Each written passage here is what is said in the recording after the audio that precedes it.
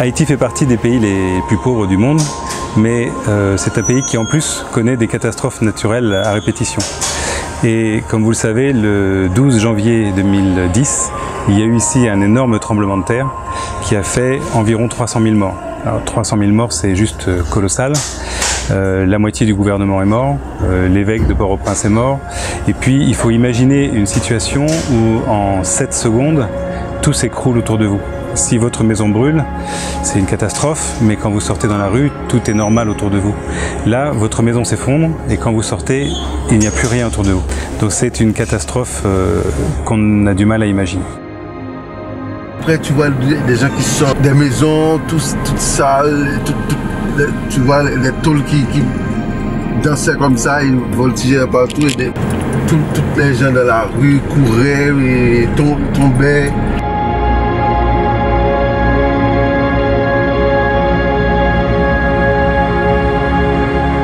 Tout Port-au-Prince a été détruit.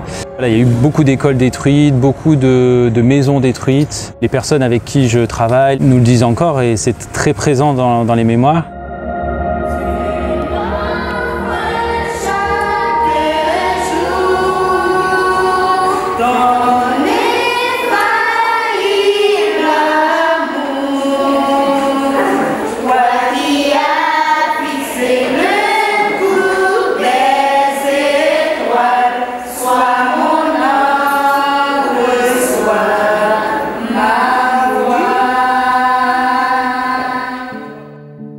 Dans la suite de cette catastrophe, il y a évidemment eu une nécessité de reconstruction qui s'est déployée sur plusieurs années.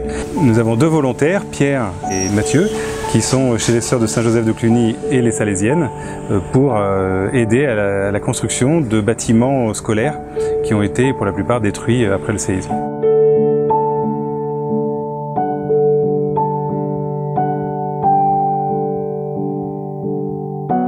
Et dans ce cadre-là, la communauté de l'Emmanuel, qui a une petite communauté ici en Haïti, s'est posé la question de ce qu'elle pouvait faire pour les membres de la communauté et pour le pays.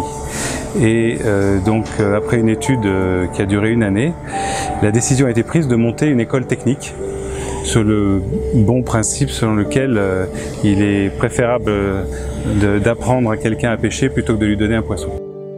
On a pu très vite lancer la construction de l'école, faire venir des volontaires FIDESCO, des ingénieurs, différents volontaires avec des compétences nécessaires pour la construction et pour la gestion de cette école.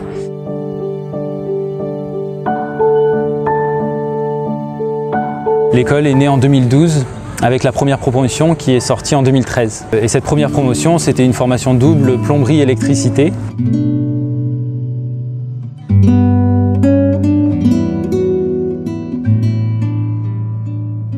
Haïti aujourd'hui est un immense chantier.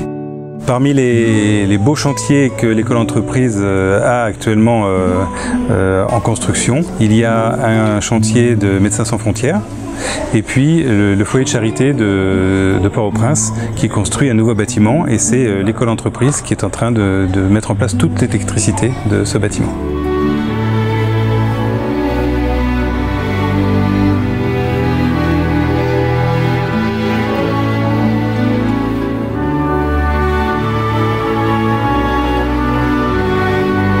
L'école a reçu l'appel d'offres, on fait ce chantier et nous avons Madame Jérémy qui est notre chef de chantier qui nous donne des conseils de plus, qui nous visite, En fait, il est comme une complément. Et donc aujourd'hui, on commence à récolter tous ces fruits, ces chantiers que nous récupérons, c'est grâce à cette renommée que commence à avoir l'école. Ça leur permet aussi de pouvoir avoir une première expérience parce que ça change entre un chantier et la salle de TP. Dans le domaine de la construction, toutes ces catastrophes qui se sont succédées dans l'histoire d'Haïti font que les Haïtiens, finalement, n'imaginent pas qu'ils puissent avoir un avenir dans leur pays. Et donc, pour eux, ça veut dire que l'avenir est ailleurs. Donc tout l'enjeu, il est de former des personnes qui vont avoir le désir de rester dans le pays. Et pour ça, il faut qu'on leur donne les moyens d'en vivre.